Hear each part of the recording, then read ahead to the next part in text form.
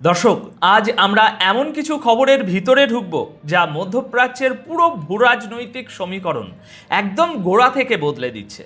আজকের ভিডিওতে আপনারা দেখতে চলেছেন গতকাল দুপুরে কিভাবে ইরানের ছোড়া দুটি মিসাইল সরাসরি আঘাত এনেছে আমেরিকার একটি অত্যাধুনিক যুদ্ধ জাহাজে। আপনারা জানবেন কিভাবে আমেরিকার অহংকার চূর্ণ করে দিয়ে হরমুজ প্রণালী থেকে পিছু হটতে বাধ্য হলো মার্কিন নেভি। আরও থাকছে ঠিক ওই একই সময়ে আকাশে ওড়া অত্যন্ত দামি একটি আমেরিকান MQ-4C ট্রাইটন ড্রোন কিভাবে হঠাৎ করে র্যাডার থেকে গায়েব হয়ে গেল, আর কেনই বা বিশ্ববাজারে তেলের দাম হু হু করে বেড়ে ব্যারেল প্রতি $140 পার হয়ে গেল। এর পাশাপাশি আমরা বিশ্লেষণ করব হোয়াইট হাউস বা পেন্টাগন কেন এই হামলার কথা অস্বীকার করার চেষ্টা করছে এবং এর পেছনের আমেরিকার আসল চালটা ঠিক কী। এই সব কিছু নিয়েই আজকের ভিডিওতে আমরা বিস্তারিত আলোচনা করব, তাই কোনো অংশই দয়া করে বাদ না দিয়ে শেষ পর্যন্ত অবশ্যই আজ আমার সাথে থাকবেন। দেখুন দর্শক, সাধারণ খবরের কাগজে বা পশ্চিমা মিডিয়ায় আমরা অনেক কিছুই পড়ি, কিন্তু আসল ব্যাপারটা হলো পর্দার আড়ালে যে ক্ষমতার খেলাটা চলছে সেটা লজিক্যালি বোঝা। গতকাল দুপুরের ঘটনা পুরো বিশ্বকে রীতিমতো নাড়িয়ে দিয়েছে। ইরানের নিউজ এজেন্সি ফার্সের রিপোর্ট অনুযায়ী আমেরিকার নেভির একটি যুদ্ধ জাহাজ জোরপূর্বক হরমুজ প্রণালী পার হওয়ার চেষ্টা করছিল। এখানে একটা বিষয় বুঝতে হবে দর্শক, ইরান ওই এলাকায় আগে থেকেই কড়া অবরোধ দিয়ে রেখেছে যাতে তাদের অনুমতি ছাড়া কেউ সেখানে ঢুকতে না পারে। কিন্তু আমেরিকান জাহাজটি যখন সেই নিষেধাজ্ঞা সম্পূর্ণ অমান্য করে জোর করে সামনে এগোতে থাকে, তখন ইরানের নেভি প্রথমে তাদের কড়া ওয়ার্নিং দেয়। মার্কিন জাহাজ সেই ওয়ার্নিং পাত্তাও দেয়নি, আর ঠিক তখনই ইরান তাদের উপর সরাসরি দুটি মিসাইল ফায়ার করে বসে।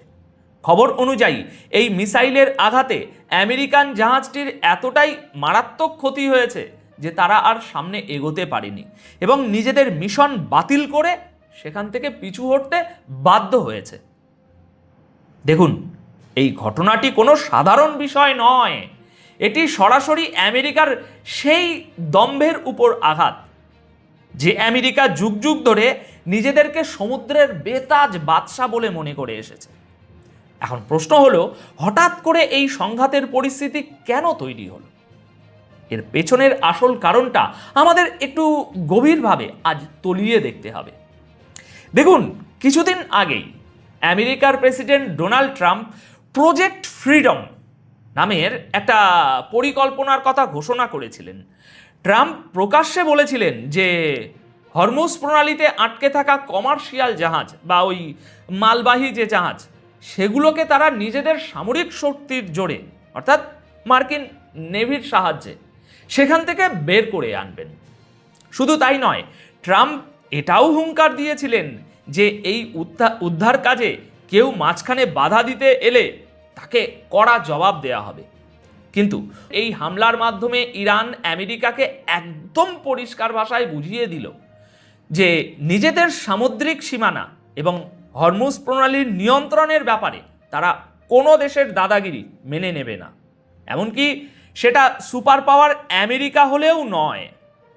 CNN এর মতো আমেরিকান সংবাদ মাধ্যমও রিপোর্ট করছে যে ট্রাম্পের ওই ঘোষণার পরপরই ইরান মার্কিন ফোর্সের উপর হামলার হুমকি দিয়েছিল, আর তারা গতকাল ঠিক সেটাই প্র্যাকটিক্যালি করে দেখিয়েছে। দর্শক, এই প্রবল উত্তেজনার মধ্যেই আরও একটা অত্যন্ত রহস্যজনক ঘটনা ঘটে গেছে যা পরিস্থিতিকে আরও ঘোলাটে করে তুলছে বলতে পারেন।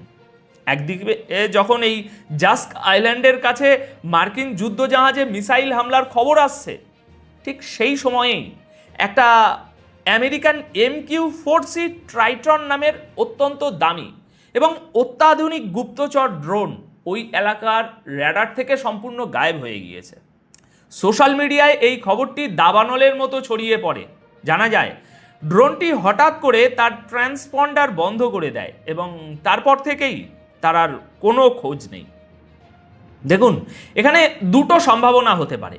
এক, ইরান হয়তো এই ড্রোনটাকেও গুলি করে ভূপাতিত করেছে, যেমনটা তারা কিছুকাল আগেও এই একই এলাকায় একই কাজ করেছিল। আর 2, আমেরিকা হয়তো ড্রোনটিকে কোনো অত্যন্ত গোপনীয় বিপজ্জনক মিশনে পাঠিয়েছে ভিতরের খবর নেওয়ার জন্য, যা ভবিষ্যতে কোনো বড় হামলার প্রস্তুতি হতে পারে। ইরান অবজারভারের মতো প্ল্যাটফর্মগুলো একদম সময় উল্লেখ করে জানিয়েছে যে বিকেল 3:49 তারা আমেরিকান যুদ্ধজাহাজে এই 2টি মিসাইলের হামলার খবর শেয়ার করেছে। অর্থাৎ ওই নির্দিষ্ট সময়ের পর থেকে প্রতিটি মুহূর্ত এখন চরম উত্তেজনার মধ্যে দিয়ে যাচ্ছে এবং যে কোনো সময় পরিস্থিতি নিয়ন্ত্রণের বাইরে চলে যেতে পারে। আচ্ছা, এবার আসুন এই জিওপলিটিক্যাল সংঘাতের অর্থনৈতিক প্রভাবের দিকটা একটু বিশ্লেষণ করি। কারণ আধুনিক বিশ্বে যুদ্ধ তো শুধু ময়দানে হয় না, অর্থনীতিতেও হয়। ইরানের এই হামলার খবর গ্লোবাল মার্কেটে পৌঁছানো মাত্রই ব্র্যান্ড ক্রুড অয়েল বা অপরিশোধিত তেলের দামে একটা বিশাল ঢেউ দেখা গিয়েছে। তেলের দাম এক ধাক্কায় 5% বেশি বেড়ে গিয়ে ব্যারেল প্রতি $140 পার হয়ে যায়। যদিও পরে তা সামান্য একটু নিয়ন্ত্রণে এসেছে বলে দাবি করা হচ্ছে, কিন্তু বিপদের মেঘ এখনো কাটেনি। আর এর কারণটা খুব প্র্যাকটিক্যাল। এই হরমুজ প্রণালী দিয়ে সারা বিশ্বের প্রায় 20% তেল সরবরাহ করা হয়। ট্রাম্পের প্রজেক্ট ফ্রিডমের ঘোষণা এবং তারপর ইরানের এই পাল্টা অ্যাকশন পুরো বিশ্বের সাপ্লাই চেনকে বর্তমানে একটা ঝুঁকির মুখে ফেলে দিয়েছে।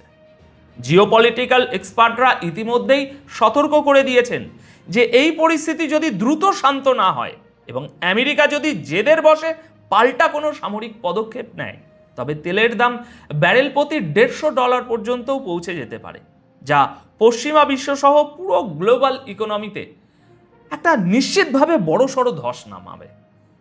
এখন দর্শক, আপনাদের মনে নিশ্চয়ই প্রশ্ন জাগছে, এত বড় একটা ঘটনা ঘটে গেল, কিন্তু আমেরিকা কি বলছে? দর্শক, এখানেই লুকিয়ে আছে আসল সুপার পাওয়ারের সম্মান বাঁচানোর খেলাটা।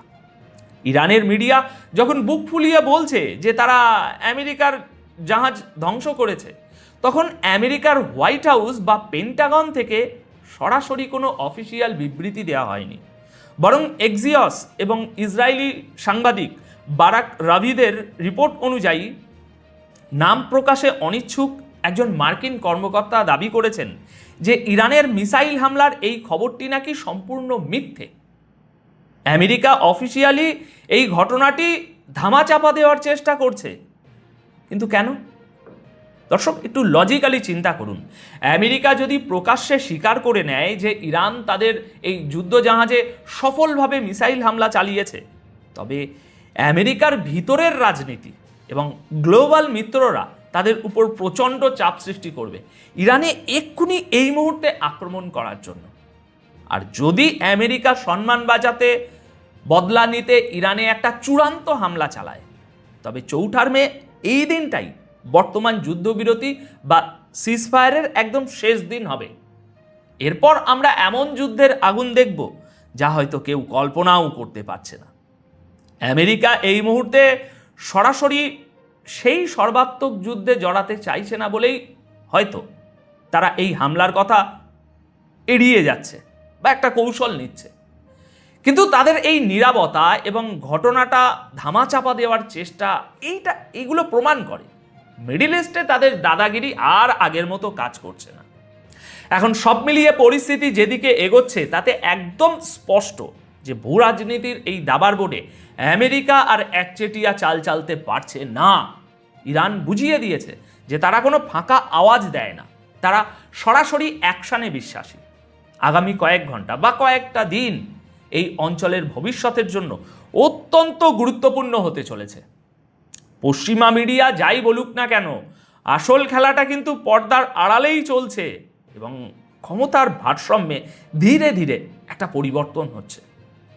দর্শক, আপনাদের কি মনে হয়, আমেরিকার এই নীরবতা কি সত্যি বড় কোনো ঝড়ের পূর্বাভাস, নাকি তারা বাধ্য হয়েই ইরানের শক্তির সামনে এই অবস্থান নিচ্ছে? আপনাদের মতামত অবশ্যই কমেন্ট করে জানাবেন। আপাতত এই বিশ্লেষণ এই পর্যন্তই। খুব শীঘ্রই দেখা হবে। আজ অনেক রিপোর্ট আছে, নতুন বিশ্লেষণ নিয়ে আবার খুব শীঘ্রই আপনাদের সামনে আসছে। সবাই খুব ভালো থাকবেন, সুস্থ থাকবেন। ধন্যবাদ আপনাদের সকলকে।